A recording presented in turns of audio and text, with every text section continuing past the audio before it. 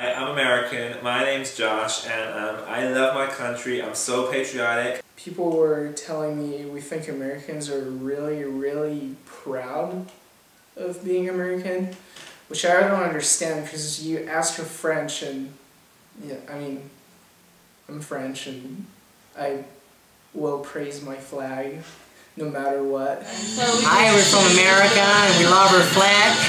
I like hamburgers. Had really whiny accents. But we're always on the go, very rushy, never took a pause, never took a break. Stuff like that. And ate a lot. Like, a lot of shit. I like hamburgers. I think they're presented as being sort of quite loud. Very loud. Because English people are normally quite quiet. Yeah. Fairly reserved. Yeah. Americans are quite loud. Kind of like we're loud, and I didn't realize how loud we are until I've been like since I've been here a while. I recognize it, and I'll be in the metro and I'll hear like some American tourists. I'm like, fuck, you guys, shut up! You are screaming. Oh, I was in Ireland. I was like, oh, I got so sick of seeing Americans because I haven't like really seen American tourists for a long time. I was just embarrassed everywhere I went. I was like, oh gosh, I need to get off these cliffs, like the Cliffs of Moher, because there's just so many loud American tourists and a little group of French, you know, wearing their blue and gray with like the same jeans. So you could all tell that those were all like the French girls and guys. And there's like, everybody's sticking together. And you could always tell the Americans because they were big and loud and obnoxious. It was very embarrassing. Times that Americans often have big houses, like with big cars, like four-wheel drive. And they don't really take care of the environment. And you do not like to exercise. I mean, like I don't know, to go pick up the bread 10 blocks from where you live, you'll take the car rather than walk. And we all drive, that's true. Like most of them are true, they're just exaggerated. They say like we spend all day in the shower, like we're too clean. Like that's a bad thing. I don't know. Like, oh, those Americans, they have their perfect teeth. Like our teacher used to always make fun of us because he's like, you American, you Californian students, you always all have perfect teeth. It is.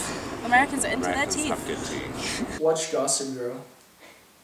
And all the stereotypes you see in Gossip Girl, you just apply it to the US. Or The Real World, or Jersey Shore. You guys have crappy shows. American Pie sells dream. It does. You have to understand that as foreigners, as Europeans, yeah, we have very different lifestyles to the Americans, and the way we see American teen movies is what we imagine American life to be like. So when we see these movies where their pool parties are huge, pool party, like there's girls just. It looks like it's always pool party. Yeah, it just looks a lot of fun. Everybody knows someone with a big house who organizes big parties with a pool. Every American sitcom seems to have a dumb blonde in it. So I think you always assume now that when you meet a blonde American girl, she's going to be dumb. Like everyone sees all the shows like on TV and stuff of the Americans and gets a false image of what everybody is like over there. I've always thought Americans were very kind of, you know, conscious about putting on a good front to people they meet. They have to always look very enthusiastic and great and everything's great. And like, not showy offy, but like make sure that people know they're successful. But then behind it all, they could be quite unstable. This is our stereotype, that Americans are ignorant in the fact that they don't know what's going on outside America. Nothing exists outside America unless it's to do with oil. Well, generally you break a stereotype if you're abroad and in France and not in Paris. And you're not fat, like extraordinarily, and you're not like talking really loud. If you try to speak French. So you've already broken a lot of the stereotypes. If you study abroad in like a country where they speak a different language, then you'll definitely learn a new culture, a new way of life, and if you're really open-minded about it, and you can learn a whole lot and meet some of your best friends later on. You get to know and understand other culture and how people live. And so you have to be a lot more open-minded to that. Like obviously, none of us ever came with any like, oh, I hate the French or whatever. But it's just like, just to fit in, you have to completely like sort of let loose and just go with the flow. And I think that's a good thing, kind of.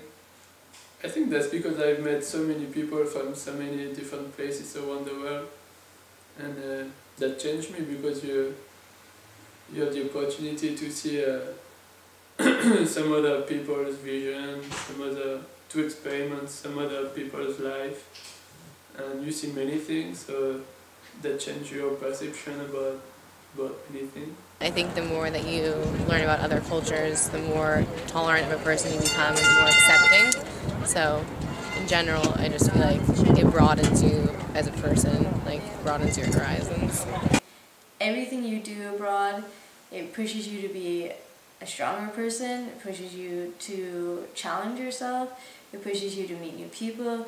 It pushed me way out of my comfort zone. Like we were filling out forms for our college, and it was like, how have you grown academically on 1 to 5, and how have you grown, you know, personally? And I say that it's definitely on a personal level that you just mature so much more. You're studying abroad, like if you learn to be open-minded your year of studying abroad, then you'll just be able to travel anywhere in the world, and even if it's like a really, really bad trip, you'll learn to like take advantage of like whatever you saw during that bad trip. Do not get disheartened by setbacks that happen to you, because if you do, and if you try and fight them, you're not going to enjoy it, you're not going to get anywhere. Just let them happen, let them take them as they come, and don't try and battle them. Just it's what saying, if you can't beat them, join them, and I think that applies to when you travel abroad. Give things time to like get better. Like you should know that you're going to be miserable for like a month probably. You'll be like more miserable than you ever are in the States because you're abroad and you can be more alone if you're traveling alone and that kind of stuff. But then you can also be like hella more like excited and happy and seeing new things than you can in the States because you've already seen everything in California, so you know. Plan, do everything, don't sit on your arse at all. Exactly. Keep Take going, it all travel. Don't be afraid. Don't say no, as cheesy as that is. Like, just go for it. Like, if someone's like, hey, you want to do this, you want to go here, just be like, yeah. Why not? Because some of like my coolest times have just been, you know, I've been sitting in a hostel and not feeling like going out or whatever, and someone's like, hey, we're going there wherever, you want to come with us? And I'm like, yeah. And those have been some of the best nights I've had in Europe. I'd say just don't be shy. That you're gonna hurt yourself more if you're shy. So go put yourself out there. Say yes to everything that isn't stupid, because that's what's gonna make your like experience fun. Like 2 days ago, I got called in to like do an emergency, like urgent improv thing, like to do improv acting for like a organization that intervenes in prisons. So like it wasn't in prison, but there were ex-convicts there, people had just gotten out and stuff, and they're like actors who were like prisoners had gotten like unreleased, so they were without a troupe. So they called like me in because they knew that I'd done acting. So I went there and I like performed, and that was like crazy. It was in French course, so I had like no idea. And then yesterday I was like up in northern France playing a match of like Gaelic football with a bunch of Irish guys. It's kind of just one of those things you gotta go through. You know, like they could tell you, oh yeah, things are gonna close in the afternoon, and you know, make sure you have a good roommate and you want to live close to town because the metro closes at midnight.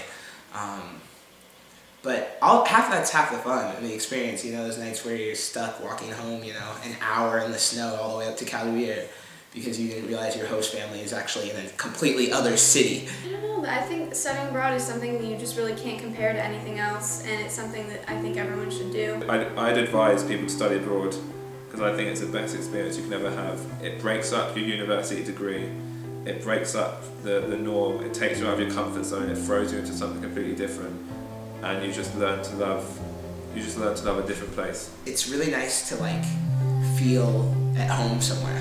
Like to feel like a resident of someplace, and you really don't get the perspective of a city traveling there. It's really from staying there for a long time.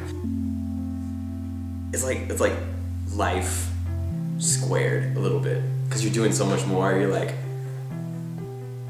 it'll shake you up, because if you're at home and you're used to being like the cool person, or you're used to like being comfortable with like your theater friends or whoever you hang out with, like whatever your circumstance is. Like you go to France, you go to whatever country. I mean, France is they're both Western countries, like France and the United States. So it's not like a huge change, but like you're gonna be shaken up because you won't be able to speak the language, you'll look stupid, you won't fit in. There's like all kinds of things that will just shake up how you're used to living, make you uncomfortable, and then you like get used to that and you become like a cooler person because of all those challenges, if you want to call it, and there's just so many like amazing things about traveling and particularly living abroad. Like when a place that's not like your American home becomes kind of home, like that's a big moment. Or when you like dream in a different language or start thinking in French, like that's also a big thing. It like changes you as a person in a good way. You know, don't close yourself off when there's a whole world ahead of you. My clowning professor told me when I left for France that living abroad would break your heart into like 100 pieces and then put it back together again in like a cooler way. I just know that no matter where I am the rest of my life, I'm always going to remember Lyon. I'm going to remember the experiences I had here, and it's going to be a part of me. It's like something that maybe not anyone in my life could ever understand after.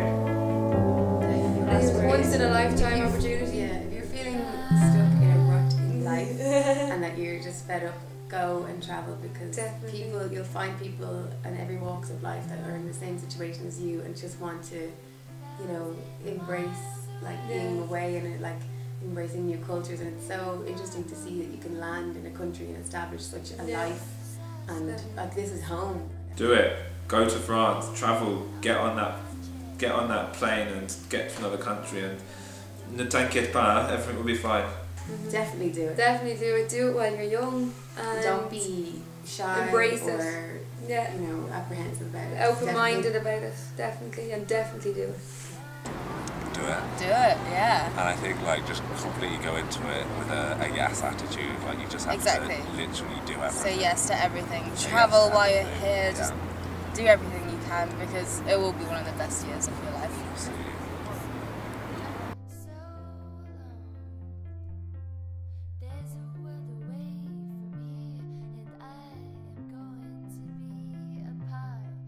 Gonna miss cheese. No, don't. Gonna miss cheese. I'm going to miss bread. And I'm going to miss 8 o'clock dinner.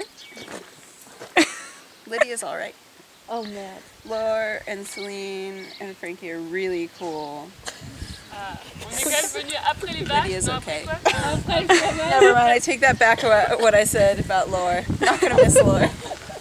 Not gonna miss her. Les gens sont partis, c'est bon. Bon allez, on va voir les vaches. Ah, on va voir les vaches? I'll miss the cows. J'espère qu'il n'y a pas de taureau par contre. Aïe. Allez, c'est moi qui vous défendrai. I'm gonna miss Laura saying aïe. Au pire, j'enlève. This is just a message to everyone who's watching. I'll be in California this time next year, so see you there. Follow me on Twitter, csmith28.